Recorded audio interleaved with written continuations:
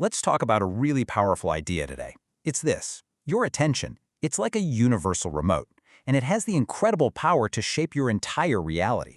So let's just start with a really direct question. Right this second, as you're listening, what channel is your mind really on? Are you right here with me, or is it already wandered off somewhere else? You know, just imagine for a moment that your mind is like a big TV screen.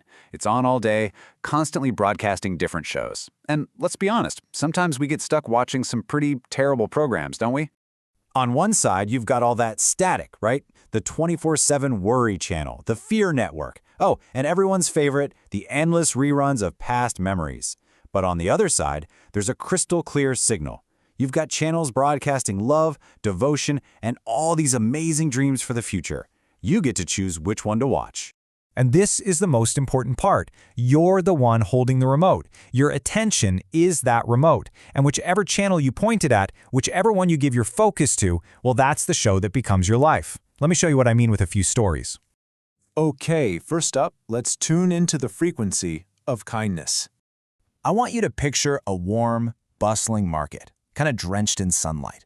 There's an elderly woman selling fruit. She looks tired, but she has this kind look in her eyes. And every single day, without fail, a young man comes to visit her stand. And his routine is always the same.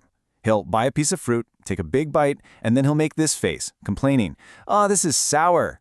Then he insists that she has to eat it herself, right there on the spot, just to check. But here's the thing.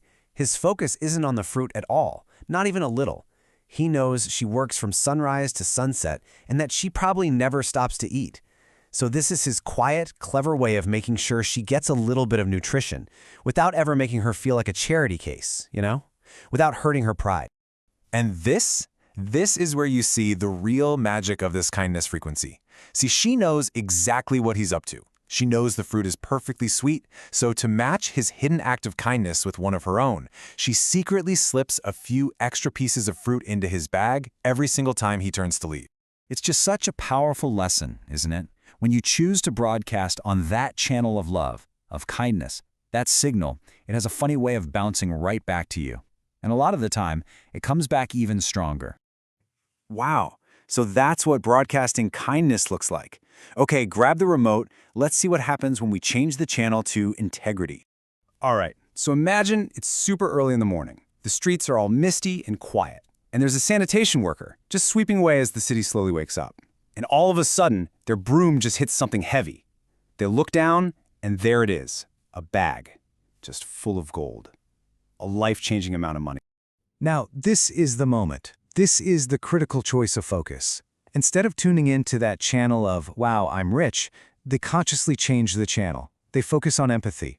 They start imagining the sheer panic, the suffering of the person who must have lost this bag. And they turn it in without a second thought. It just goes to show you, whatever you focus on, it expands.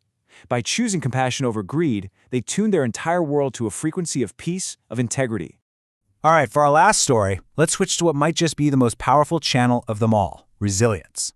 So we meet an 80-year-old man, and he's working this tough physical job on the night shift, something he's basically done his whole life. But the weight he carries at work, it's absolutely nothing compared to the weight he carries at home. Because this man, he's the only caregiver for his 2 adult children. And both of them, they cannot see, they cannot speak, and they cannot hear. Just try to imagine that for a second. The burden it's almost unimaginable. Now, for most people, this kind of reality would mean being permanently stuck on the despair channel, right? The static of grief and hardship would just be deafening. But not this man, no way. He actually faces his life with a smile, with a sense of purpose. He understands a fundamental truth. Our experience of life is a result of our thoughts. And by deliberately keeping his attention pointed firmly at the Optimism channel, he finds the strength to carry this incredibly heavy load with a truly light heart. So after hearing all of these stories, the question really just comes right back to you. The remote is in your hand. What are you watching? Because your life, it really isn't what happens to you. It's the channel you choose to watch while all of that stuff is happening. Because wherever you point that remote, wherever you place your attention, that is where you place all of your energy. So if you don't like the picture, if the story playing out on the screen isn't the one you want to live, pick up that remote. Change the channel.